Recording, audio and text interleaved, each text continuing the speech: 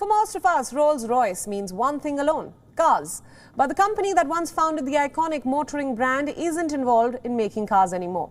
They're making engines for airplanes and militaries. But the pandemic has slowed down demand. Rolls-Royce too is now struggling.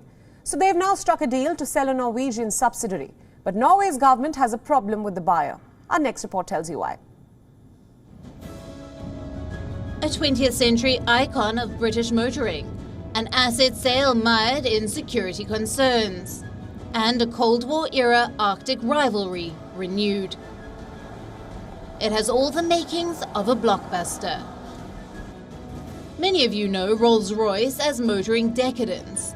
The long flowing lines, the imposing double R's on the bonnet, and of course the iconic names: Phantom, Ghost, Cullinan and Dawn. No doubt they make good cars. After all, that's what they're known for. But the Rolls-Royce brand is involved in other businesses too, more lucrative ones, like Rolls-Royce Holdings. It's an aerospace and defense company with an impressive resume. Clients in 150 countries, comprising 400 airliners, 160 armies, 70 navies, and 5,000 power and nuclear customers. The company owns, among other subsidiaries, a Norwegian engine maker, Bergen Engines.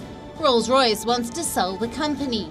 It's part of an elaborate plan to survive the pandemic. A suitable buyer was identified: Russia's TMH Group. It was a done deal, until Norway intervened. The Russian buyer raised a few eyebrows in Oslo. It activated a 2019 law that blocks foreign investments when national interests are at stake. This is the first time the law has been used. To be clear, the deal isn't dead yet. A Norwegian security agency will investigate the terms. Only then will the final call be made.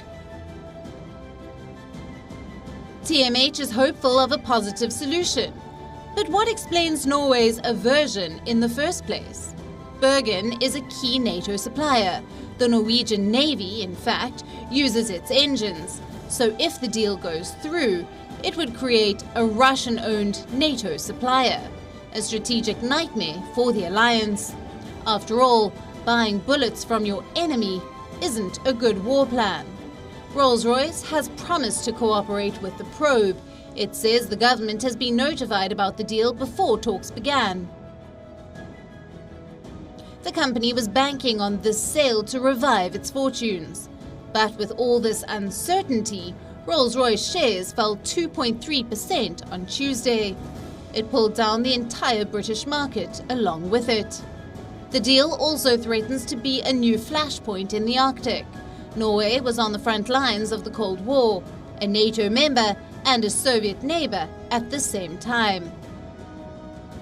But its relations with Russia proved better, until 2014, when Russia invaded and annexed Crimea. Since then, the Arctic border has been a live wire, with military buildups and frequent drills. This episode is also a lesson on 21st century commerce. One brand, dozens of businesses. There is a wide gap between what brands are known for and what they make money from. Rolls-Royce is a prime example. We hear Rolls-Royce, we think cars. But the brand sold off its motoring company 22 years ago.